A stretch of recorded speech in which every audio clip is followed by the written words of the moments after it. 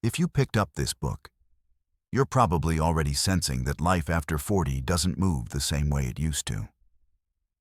Many people notice that there is less urgency in their days, fewer internal demands, and a quieter relationship with their own expectations. That shift can feel both pleasant and unsettling. You might find yourself enjoying the ease and at the same time wondering whether it's normal to feel this way. And underneath it all, there's often a quiet question. Does this calm mean something has faded? Or does it signal a deeper change you haven't quite understood yet? This book is not here to push you toward improvement or to suggest that you should become a better version of yourself. It's here to offer a way of understanding why this stage of life often feels more stable, more grounded, and in many ways, more satisfying than what came before. What looks like a loss of intensity is often a shift. From needing to feel things intensely to being able to value them more deeply. There is a reason this happens, and it has less to do with personality or motivation than with how the brain gradually reorganizes itself over time. When that process is seen clearly, many doubts lose their weight.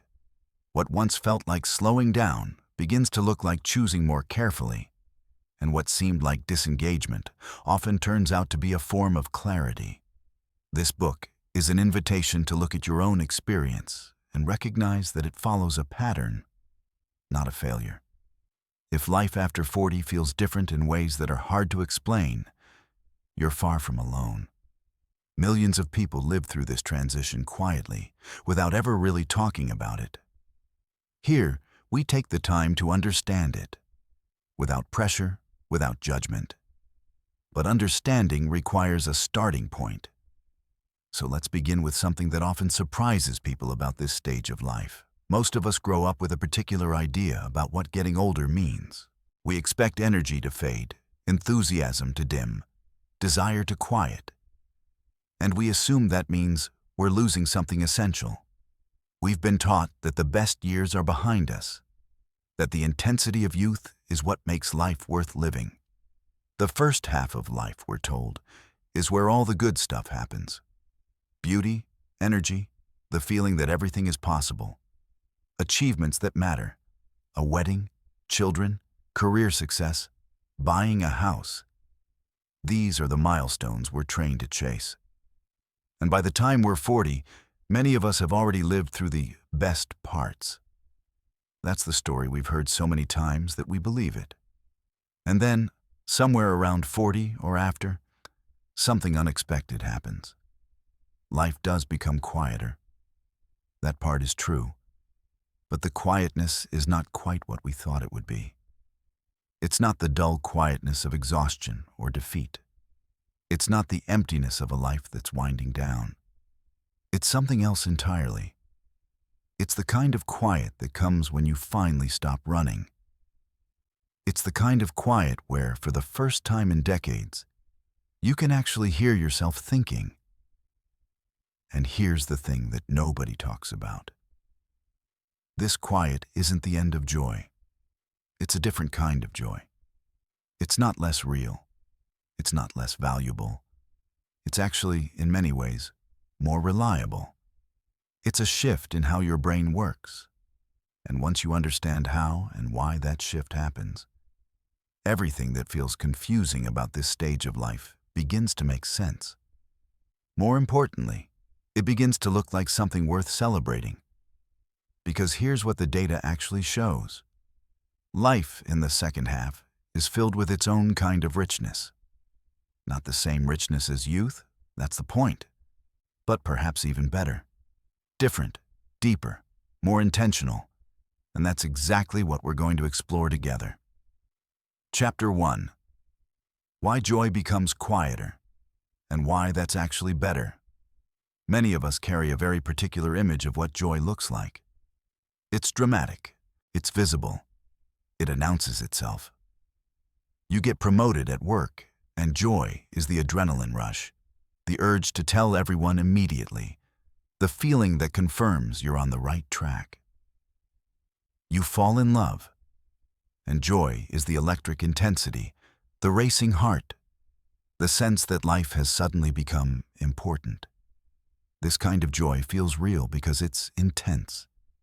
It's the kind of joy we've learned to recognize since childhood. It's the kind we've been chasing, in one way or another, our whole lives. When joy feels like that, like an event, like something that happens to you, you know you're alive. You know something matters. But here's what happens after 40. This particular flavor of joy begins to shift. You might wake up on a quiet morning with nowhere to be. There's no promotion coming. No one is congratulating you. Nothing dramatic has happened. And yet, there's a profound sense of rightness, of things being exactly as they should be, of being able to simply be in your own life without constantly needing to improve it or prove it to someone else. This is joy too. But it's not the kind that makes you want to announce it. It's barely noticeable at first, which is exactly why so many people mistake it for the beginning of indifference, rather than what it actually is.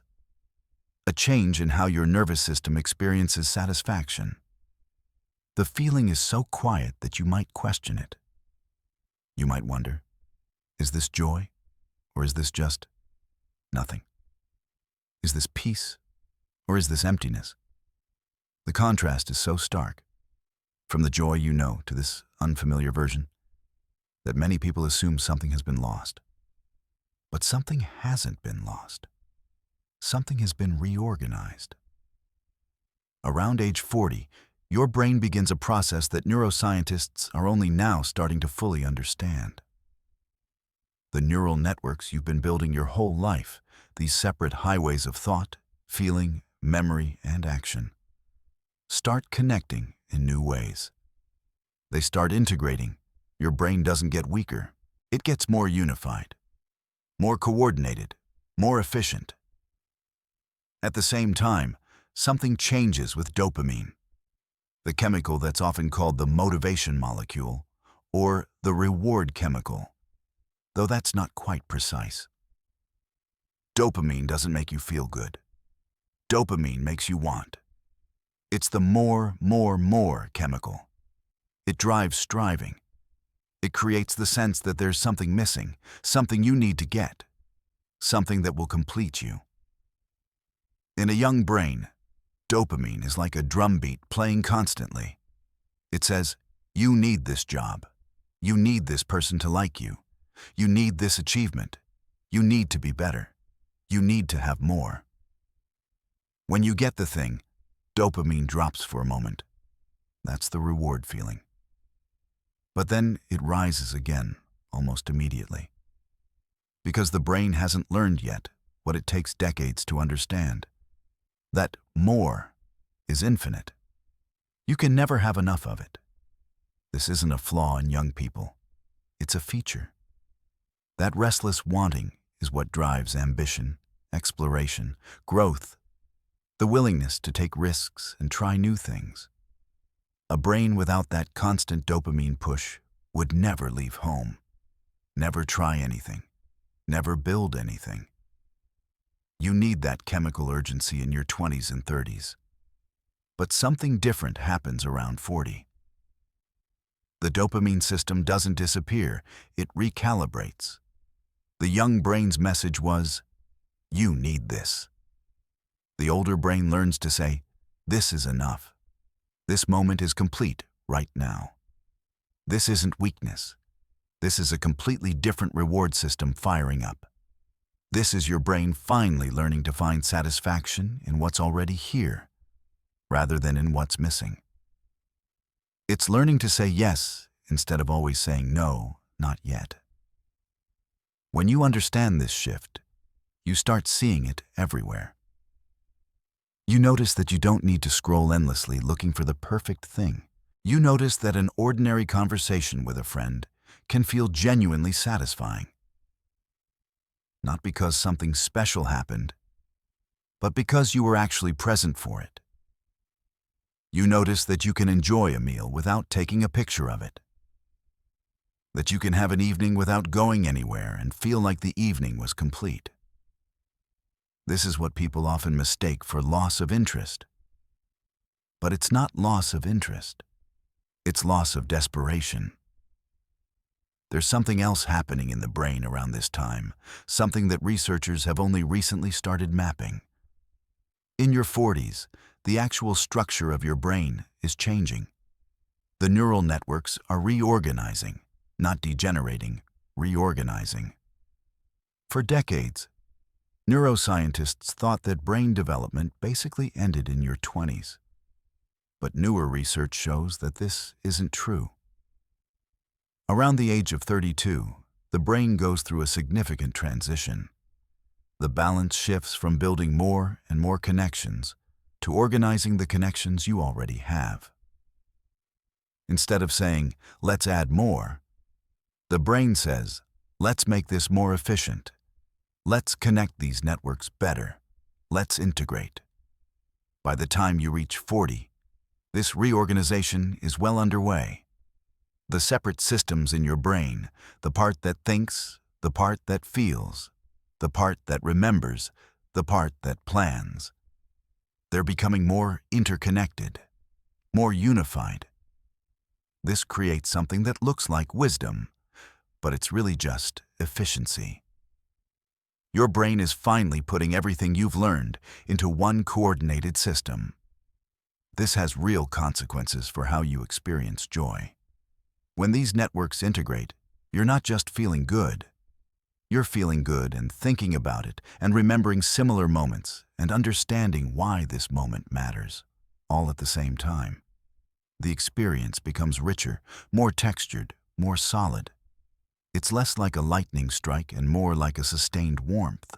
There's another remarkable change happening in the brain after 40, one that most people never talk about. It has to do with the positivity effect, a phenomenon that neuroscientists have documented repeatedly over the past 20 years. Here's what happens. As people age, their brains naturally begin to filter information differently. A younger brain will notice threats, problems, things that are wrong. This is useful. It keeps you alert. It makes you work harder. It makes you take things seriously. But it also means a younger brain tends to dwell on negative information. If someone gives you 9 compliments and 1 criticism, the younger brain will replay the criticism over and over. But the older brain learns to filter differently. It doesn't ignore problems. It's not naive. It just doesn't get stuck on them the way a younger brain does. When faced with the same 9 compliments and 1 criticism, the older brain is more likely to actually absorb the compliments, to let them matter, to move on from the criticism without it taking up mental real estate for days. People often assume this is because older people have given up or have lower standards. But that's not what the research shows. What's actually happening is that the brain has become more efficient at managing attention. It's learned that energy spent dwelling on problems that can't be solved right now is energy wasted. It's learned that noticing what's good is not the same as ignoring what's bad. It's a form of intelligence. This is why so many older adults report feeling happier than they did in their 30s, even if they have more health problems, less money, or more losses. It's not that life got better. It's that the brain got better at experiencing what's actually here. So let's bring this back to that quiet morning I mentioned earlier. You wake up. There's nothing to do today. Nowhere you have to be. No achievement waiting. No one to prove yourself to. The old version of you, the younger version, would have felt restless. Guilty, maybe. Like you should be doing something, accomplishing something, building something. But now, at 40 or beyond, you can just sit with the morning. You can feel the light. You can have your coffee. You can notice that you're comfortable and safe and alive. And somehow, mysteriously, that's enough. That's complete. That's joy. This joy doesn't need validation. It just needs to be felt. And it is. And the fact that it's so quiet, so unassuming, so easy to miss. That's actually the point. That's what makes it reliable. It's not dependent on external circumstances. It's already here. Bryan Cranston spent 25 years as a working actor. He had steady income. He and his wife both worked in the industry. He wasn't miserable. But he'd also made a fundamental peace with the fact that he probably wasn't going to become a famous star. He'd adjusted his expectations. He'd stopped auditioning for his own approval. He'd learned to be satisfied with good work and a good life, even if the world never particularly noticed him. Then, at 50 years old, he was cast in Breaking Bad. But here's what people miss about that story. He was only capable of playing Walter White the way he did, with that depth, that moral complexity, that refusal to make the character simply a villain or simply sympathetic, because he'd spent those 25 years not desperate. He'd learned something crucial that only comes with age and disappointment: how to serve the work instead of trying to win a prize.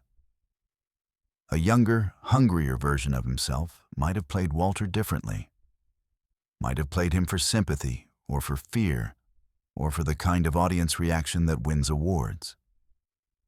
But the 50-year-old Bryan Cranston didn't need the audience's approval anymore. He could just play the character. Just tell the truth of who Walter White was, without trying to control how people would feel about him.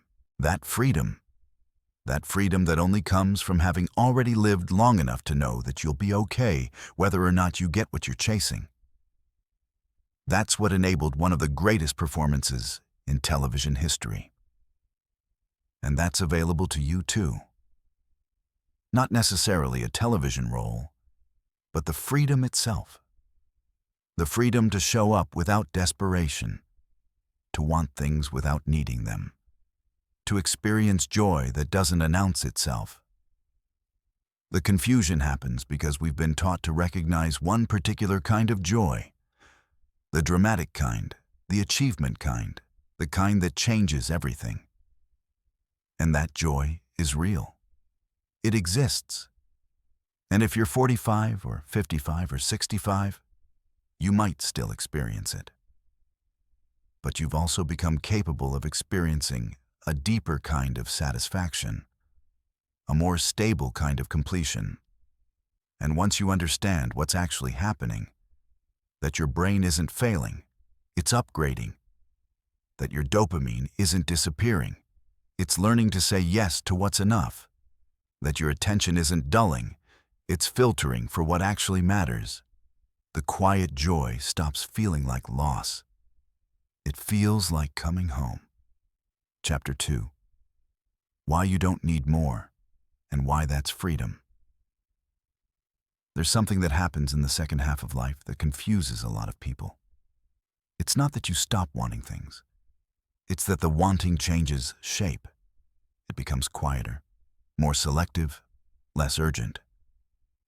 If you're not careful, you can mistake this for depression. You can think something has broken inside you, that you've lost your drive, your ambition, your spark. People will even tell you this. You're not as hungry as you used to be, they'll say, and they'll say it like it's a problem. Like you've somehow failed at the job of staying young. But what's actually happening is much more interesting than that. Your brain is reorganizing around a fundamental truth that it's finally old enough to understand.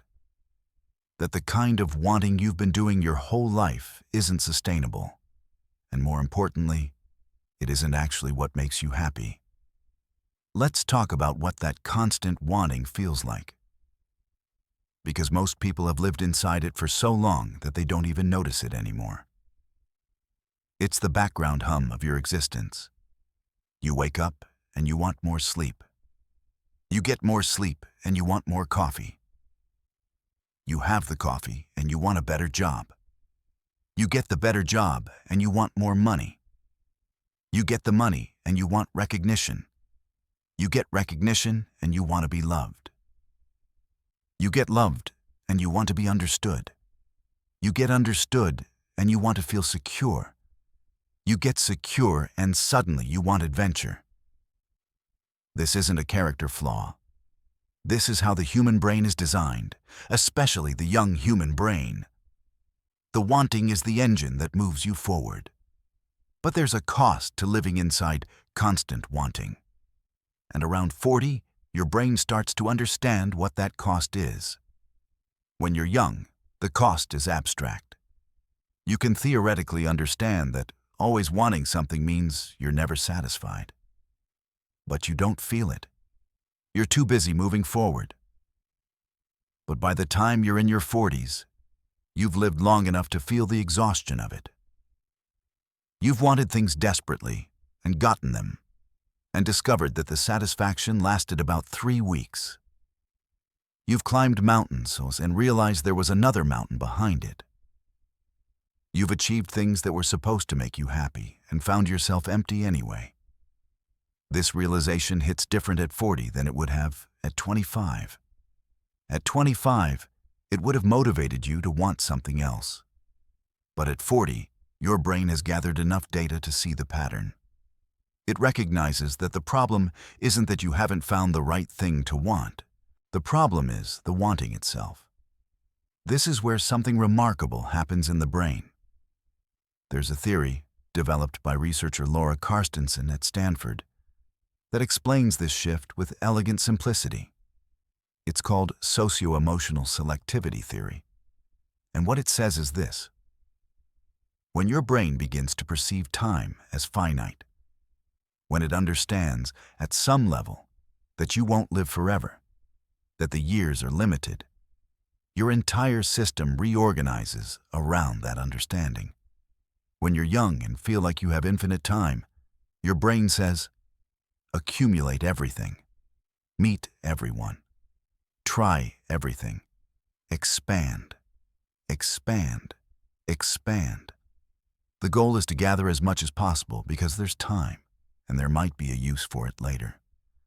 But when your brain begins to understand that time is limited, and it doesn't matter if you're consciously aware of this or not, the understanding happens at a deeper level.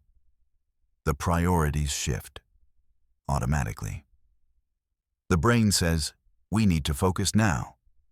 We need to spend our time on what actually matters. We need to deepen, not expand. This shift is so powerful and so universal that researchers have documented it across cultures, across generations, across completely different life circumstances. It's not something you learn.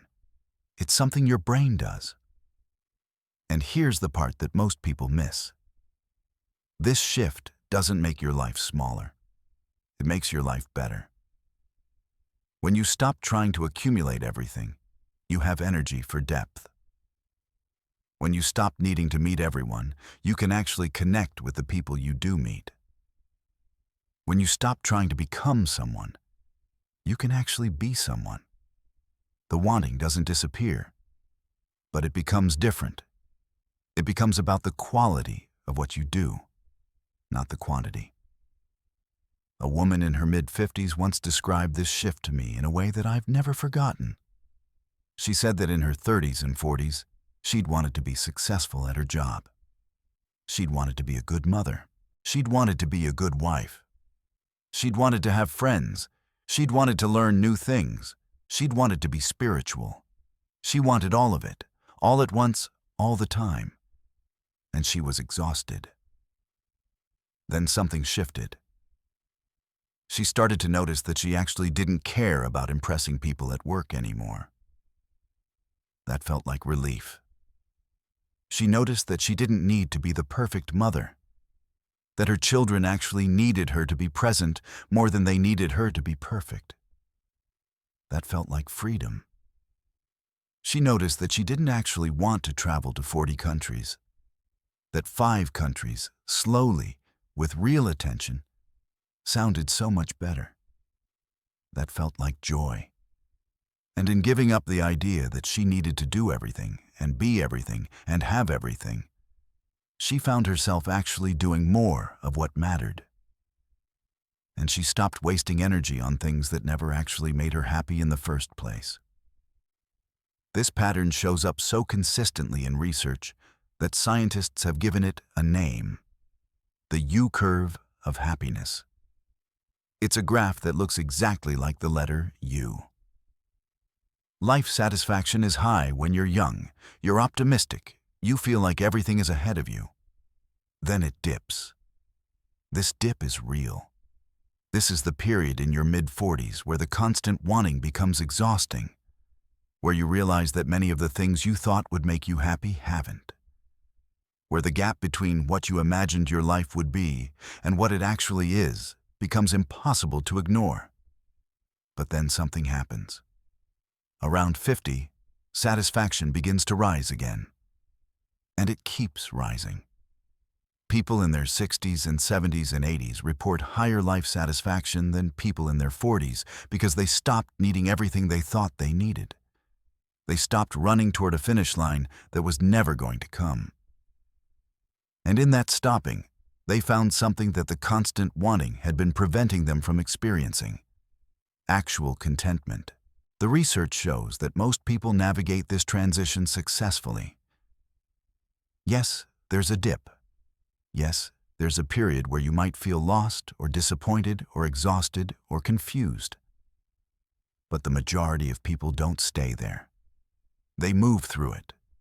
They adjust. They emerge on the other side with a different relationship to wanting and to having, and to what actually makes a life worth living.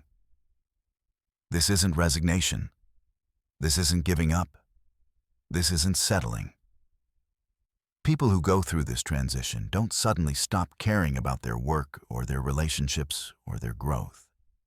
They actually care more deeply. They just stop needing these things to prove their worth. They stop treating them like a checklist that, if only completed perfectly, will finally make them feel okay. And that changes everything. Peter Dinklage spent the first 2 decades of his career saying no.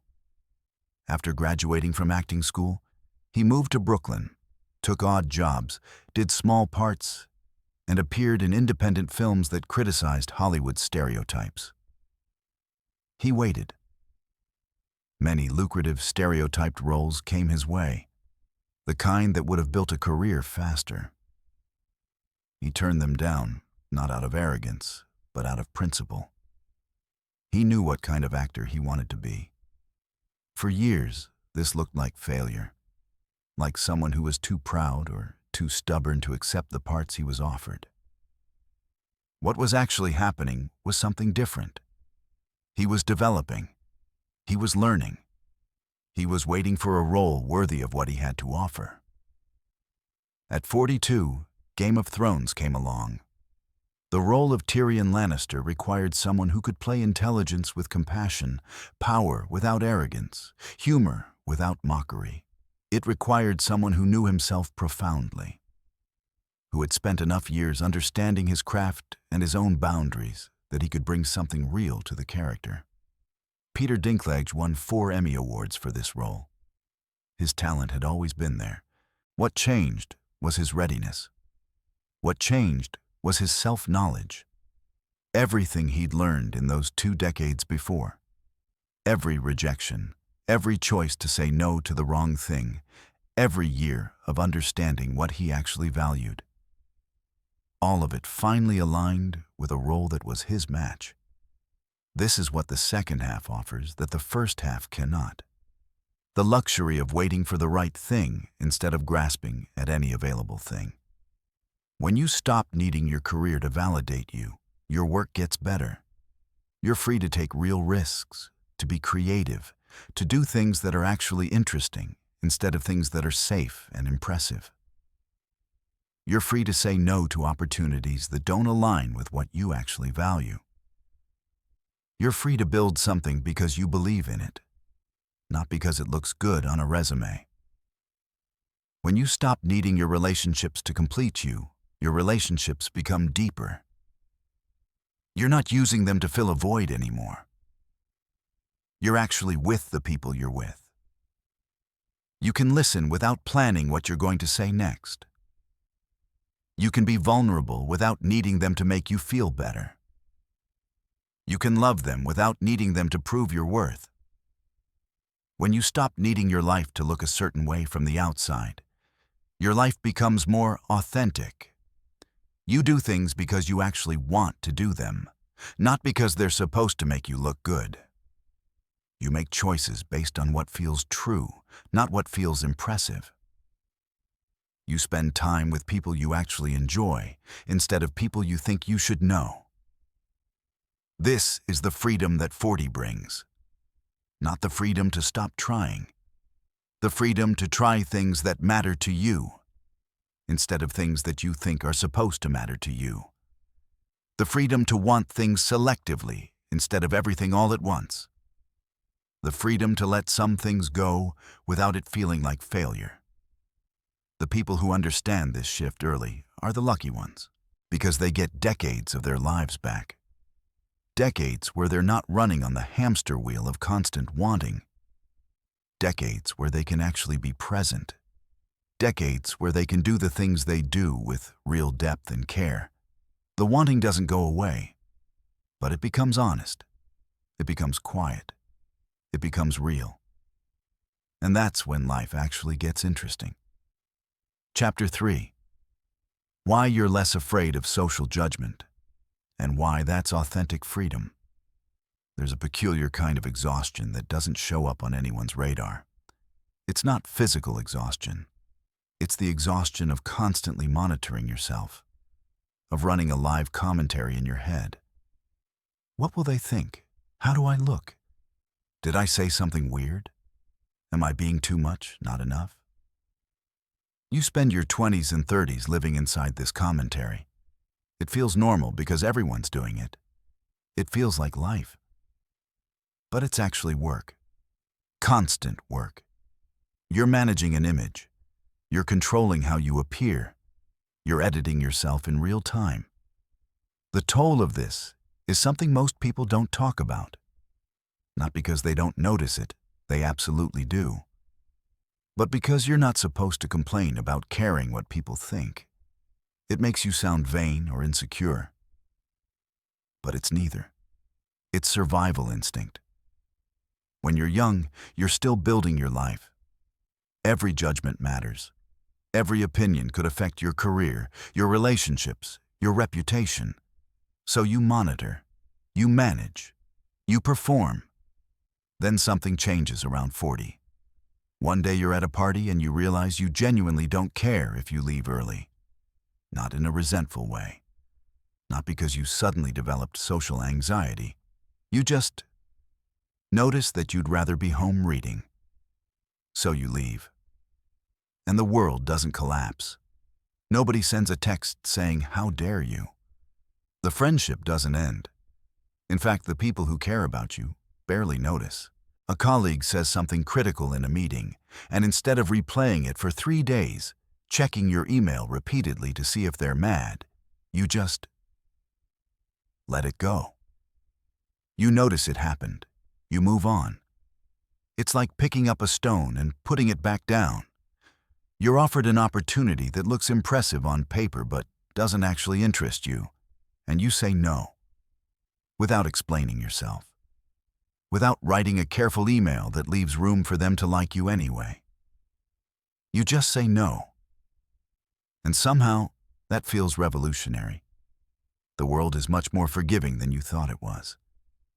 But more importantly, you're much more resilient.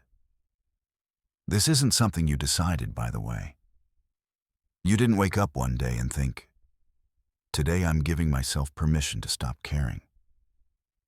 It's not a willpower thing. It's neurology. Your brain is recalibrating. The prefrontal cortex, the part that assesses threat, that decides what's dangerous.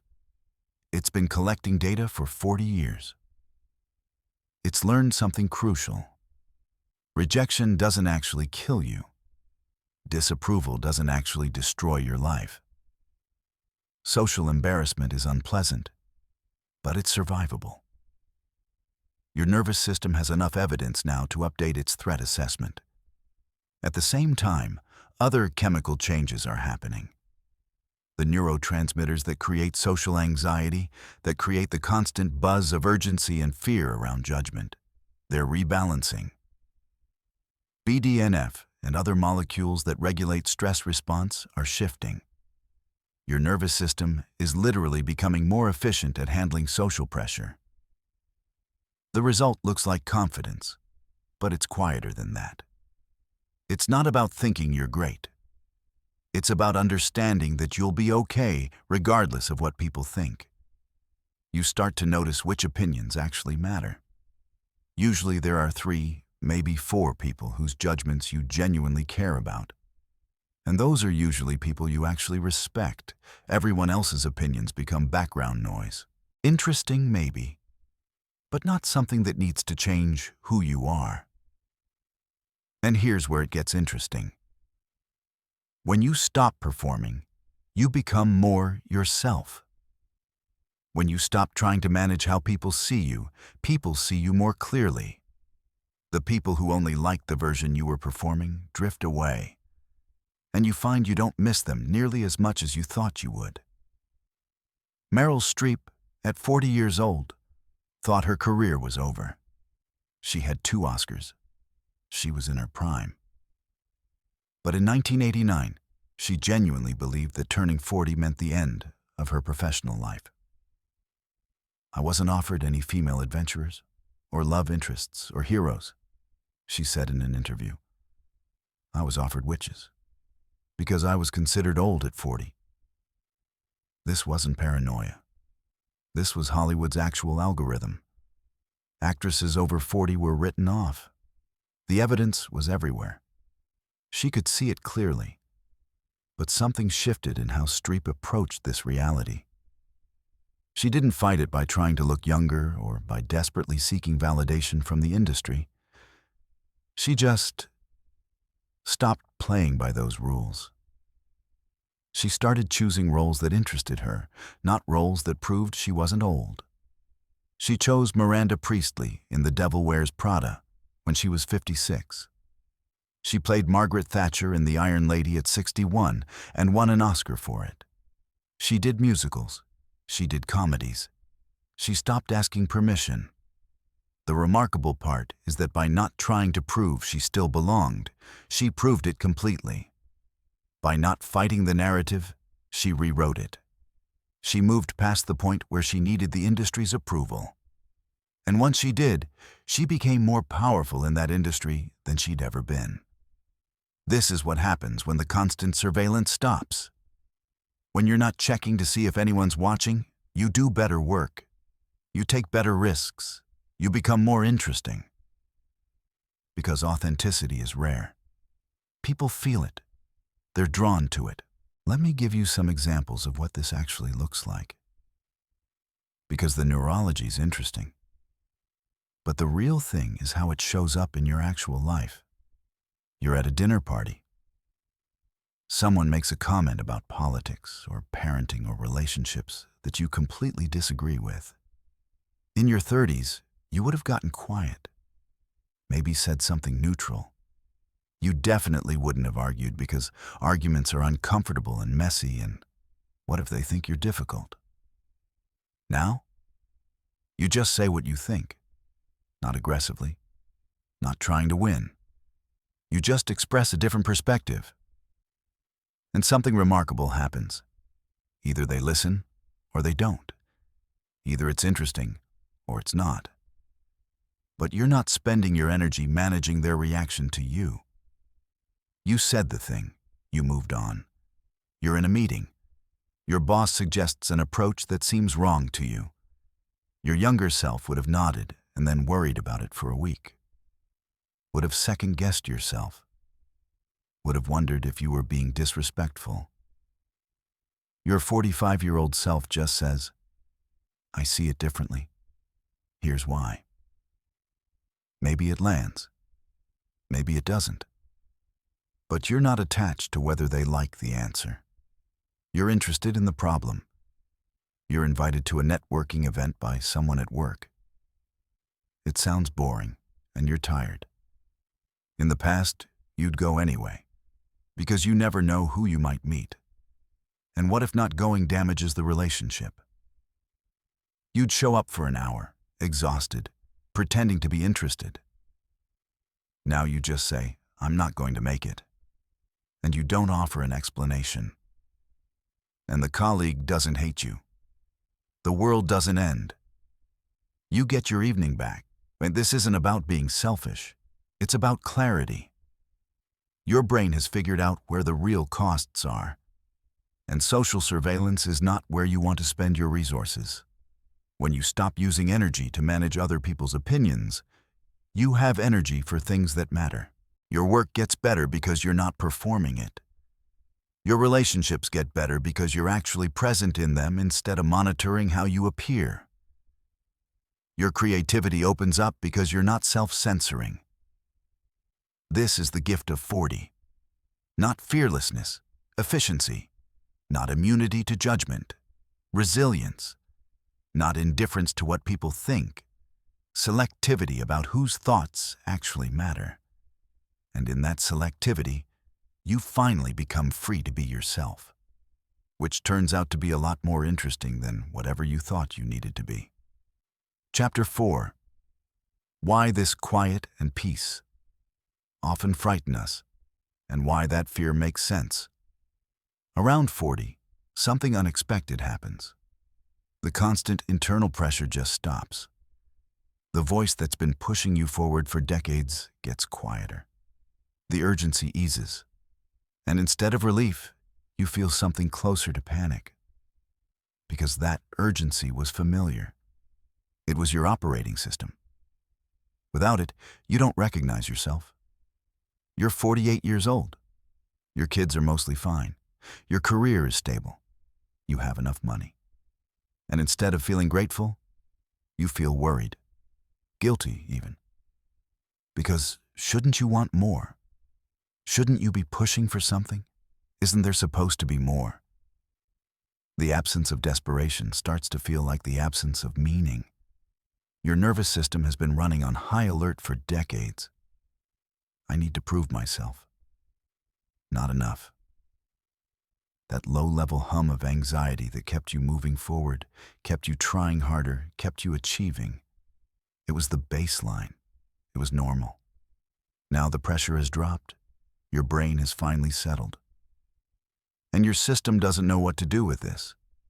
It's like someone who's been driving in heavy traffic for 20 years, suddenly on an empty highway.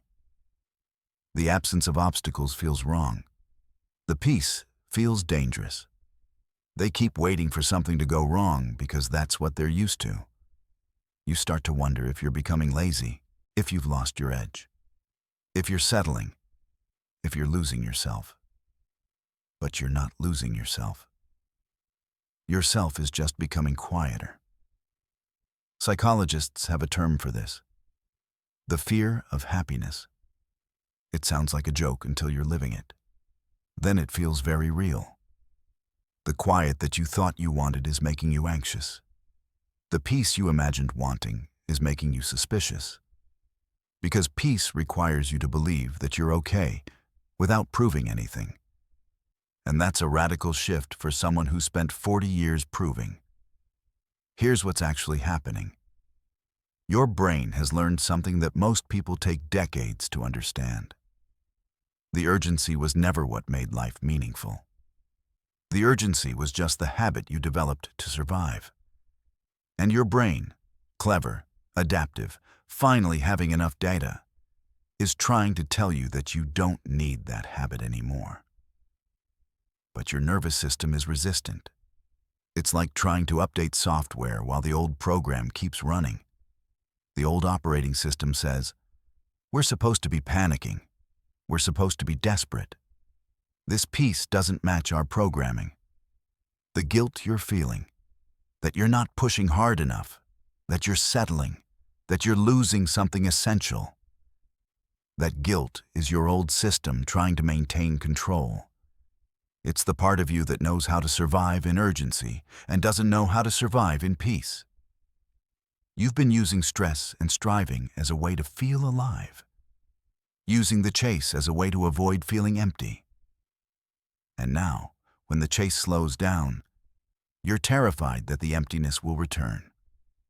But it doesn't.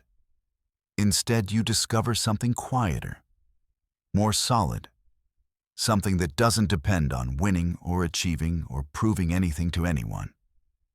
The people who resist this transition are often the ones who had real success from that urgency.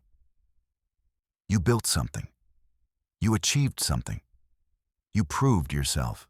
Your brain asks, if I let go of the thing that made me successful, won't I lose everything? But that's not how it works.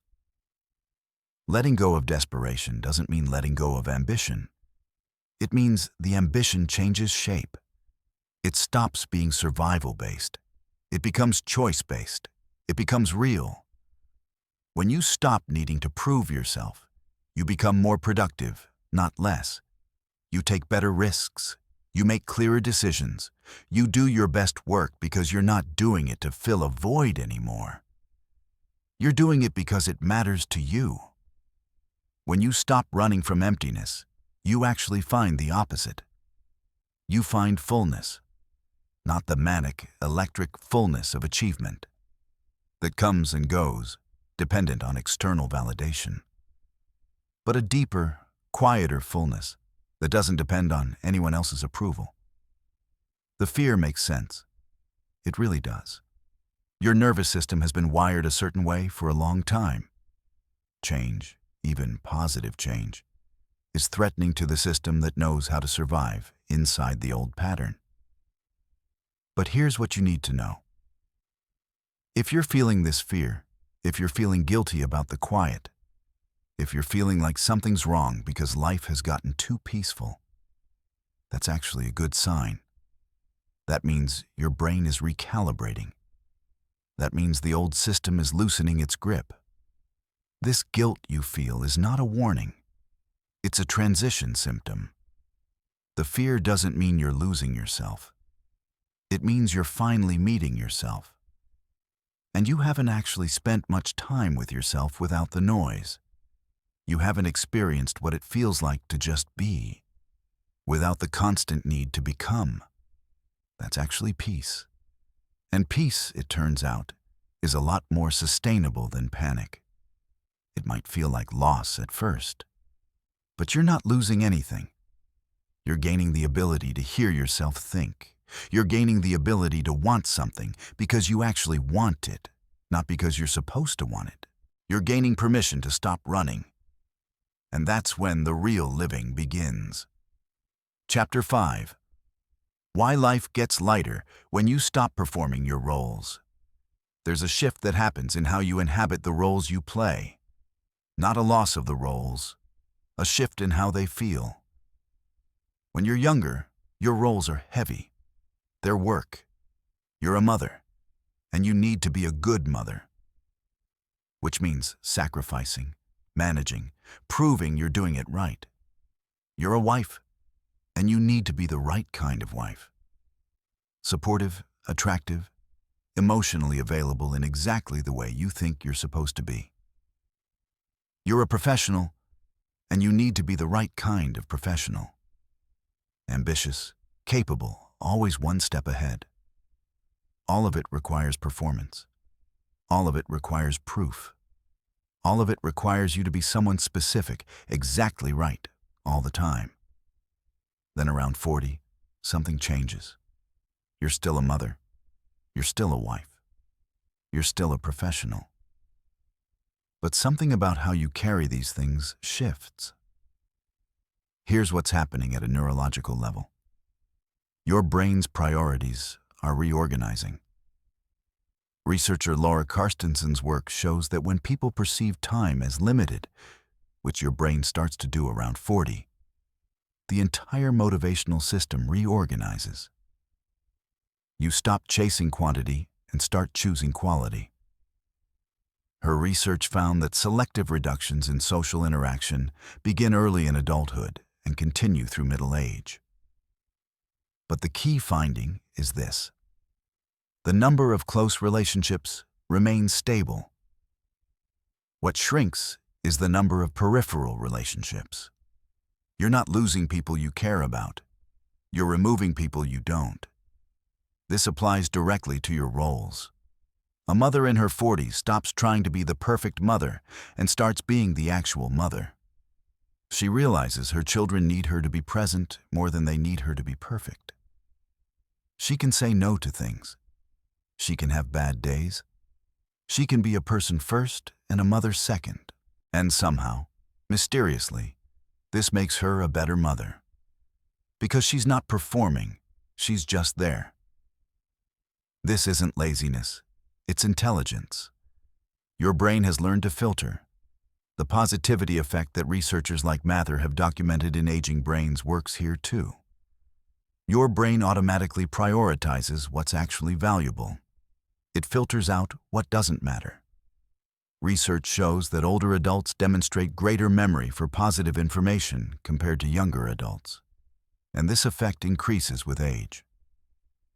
Your brain is literally rewiring itself to focus on what matters.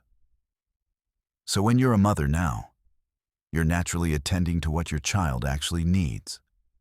Presence, honesty, realness, instead of chasing an image of what a mother should be. A woman in her 40s stops trying to save her relationship and starts actually being in it. She stops managing her partner's emotions, stops trying to be the person who keeps everything together. She can have opinions, she can be difficult, she can want things for herself. And instead of destroying the relationship, it actually deepens it. The research on attachment in adult relationships is clear. When people become more secure in themselves, they become more capable of vulnerability. Your prefrontal cortex, the part of your brain that manages emotion regulation, reaches full development at around age 25 and continues to refine throughout your 40s. This means you can actually afford to be vulnerable now. You can regulate your own emotions well enough that you don't need your partner to save you, which paradoxically makes the relationship better. Research on romantic relationships shows something fascinating. Long-term relationships that have moved into middle age show decreased levels of negative interactions, control, and jealousy compared to earlier stages. The same partnership that might have been turbulent in the 30s becomes calmer in the 40s. Not because passion dies, but because both people have finally stopped performing and started being. A professional in her 40s stops trying to prove her competence and starts using it. She says no to opportunities that don't interest her. She speaks up in meetings, even if it's unpopular. She takes risks because she doesn't need the success to validate her existence anymore. And the work gets better. Not because she's trying harder, because she's stopped performing and started creating. The remarkable thing is that all of these moves, the ones that seemed risky, they actually make everything better. Not easier, necessarily, but better, more real, more satisfying. Because performing is exhausting. Being is restful. When you're 45 years old and you finally stop trying to be the right kind of anything, you discover that you can just be the kind of person you actually are. People respond to that. Not everyone. But the people who matter do. They respond to authenticity. They respond to someone who's finally stopped trying to manage their image and started just living. A man in his 40s stops trying to be the strong one, the provider, the one who has it all figured out. He can admit confusion. He can ask for help. He can be vulnerable. And instead of losing respect, he gains it. Because vulnerability is rare. Authenticity is rare. A woman stops trying to be young and starts being herself at her age. She wears what she wants. She says what she thinks. She has the life she actually wants instead of the life she thought she was supposed to want. And she becomes more magnetic, not less. This is not about abandoning your roles. It's about inhabiting them differently. It's about the difference between playing a part and living a life. When you're young, you're still building your identity. Your roles feel like they define you because you're still defining yourself. But by 40, you've lived long enough to know who you are separate from what you do. You know yourself. So the roles don't have to carry the weight of your identity anymore. They can just be roles. Things you do, parts of your life. This makes everything lighter. You can be ambitious at work without your entire sense of worth depending on your job title. You can love your family without sacrificing yourself. You can be in a relationship without it being your whole life. You can have these things without them owning you. And because you're not performing, because you're not trying to prove anything, you do the things you do with more presence, more care, more skill. The irony is that when you stop trying so hard to be good at something, you become better at it. Because you're focused on the thing itself, not on how you appear while doing it. A parent who stopped trying to be perfect is a better parent because she's present. A professional who stopped trying to prove himself is more creative because he's taking real risks. A partner who stopped managing the relationship is more connected because she's finally developed the emotional capacity to be real. The weight lifts, not because the roles disappear, but because you finally stopped carrying them like proof of your worth. You're still doing the things, you're still showing up, you're still committed, but you're doing them because they matter to you. Not because you need them to matter to someone else. Not because you need them to prove something about who you are. And that shift, that simple shift from performing to being, changes everything. It makes your life not just livable, but actually enjoyable. It makes the things you do feel lighter. It makes you feel lighter. Because you're not carrying all that performance weight anymore. You're just living. And it turns out, that's so much better. Chapter 6. Why life actually gets better after 40. There's a question that sits underneath everything we've been talking about. It's simple on the surface, but profound underneath. Why does life actually get better? Not for everyone, not in every way. But for most people who make it to their 40s and don't fight what's happening, life gets better. Measurably, demonstrably, scientifically better. This isn't positive thinking. This is what the research actually shows us. A study by Blanche Flower and Oswald tracked life satisfaction across the entire adult lifespan and found something remarkable. Happiness drops from young adulthood through middle age, hitting a low point around 47. But then, and this is the crucial part, it increases again. And it keeps increasing into old age. People in their 60s and 70s consistently report higher life satisfaction than people in their 30s and 40s. The question researchers call the paradox of well-being. Why would life get better when your body's getting older, when you have less time, when you've lost some of the physical abilities you had? Why would you be happier? The answer isn't what you think. It's not because you finally got the things you wanted. It's because something fundamental changed in how your brain works. Around 40, your brain undergoes something that neuroscientists call a radical rewiring. This isn't damage. This isn't decline. This is reorganization. When you're young, your brain is specialized. Different networks are highly connected within themselves. Your language center is sharp, your motor skills are precise. Your ability to form new concepts is exceptional. Your brain is like a specialized factory with different production lines that don't talk to each other much. But around the time you turn 40, something shifts. Those separate networks start to connect globally. They become more integrated. Your brain is no longer optimized for specialization. It's optimizing for integration. This has real consequences for how you experience life. The young brain is dopamine dominant. Dopamine is the drive chemical. It creates the feeling of not yet, and need more. It's what makes you chase. It's essential for ambition and growth. But it's also what makes you restless, what makes you feel incomplete. Around 40, your neurotransmitter balance shifts. Dopamine doesn't disappear, but it's joined and increasingly balanced by serotonin and oxytocin, the connection chemicals, the safety chemicals, the chemicals that create the feeling of, this is enough.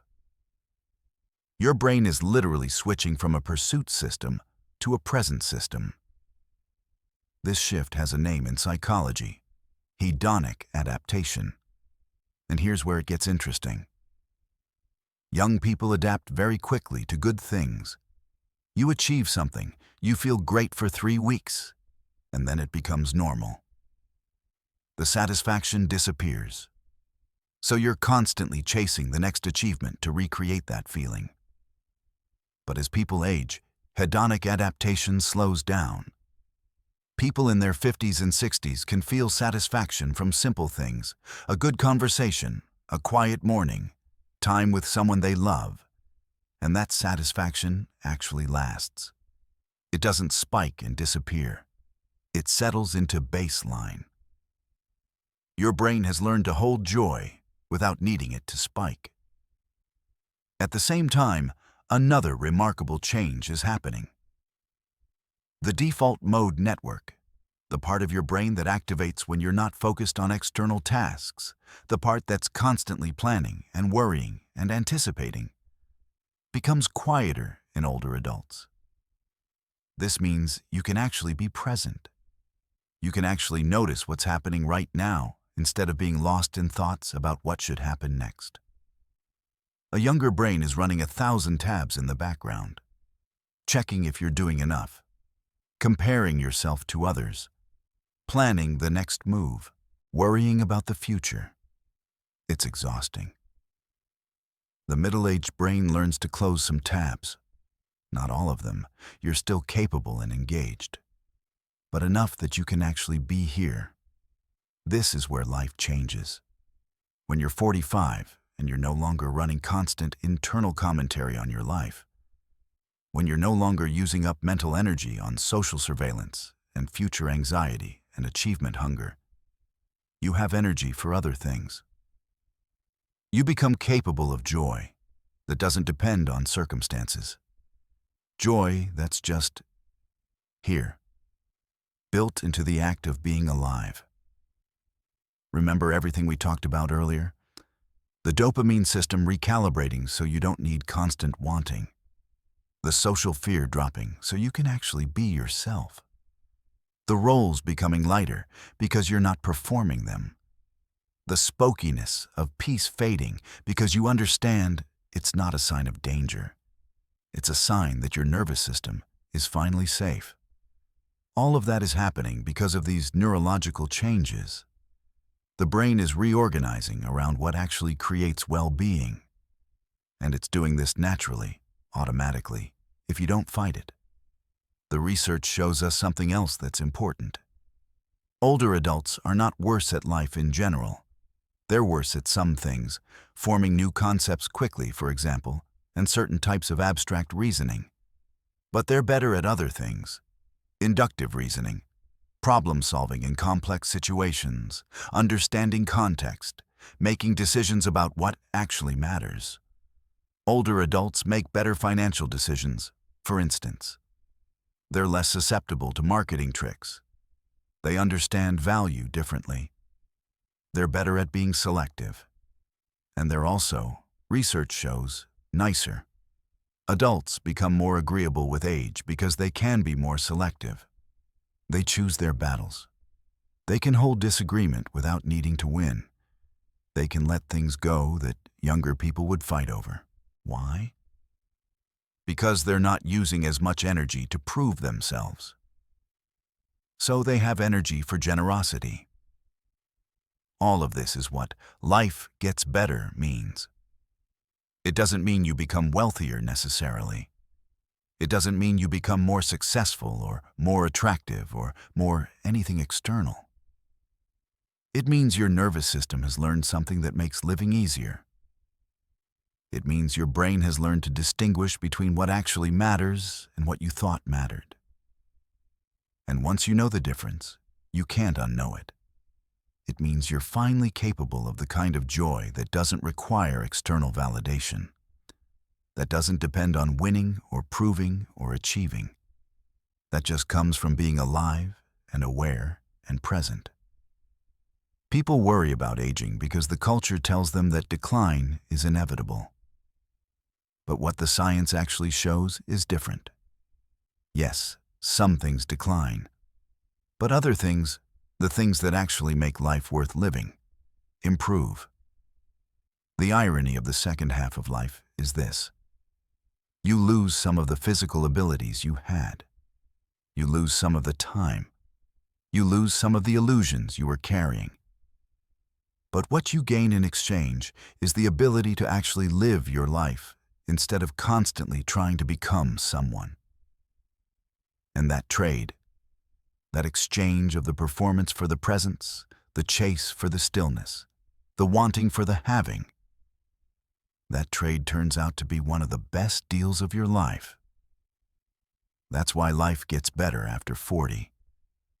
You finally have the neural capacity to notice what was always good. The quiet joy you're feeling, the one that seems impossible to explain to people who are still chasing spikes. That's not resignation. That's your brain finally working the way it was designed to work. That's you arriving at the place where life actually is. And it turns out, that place is worth the wait.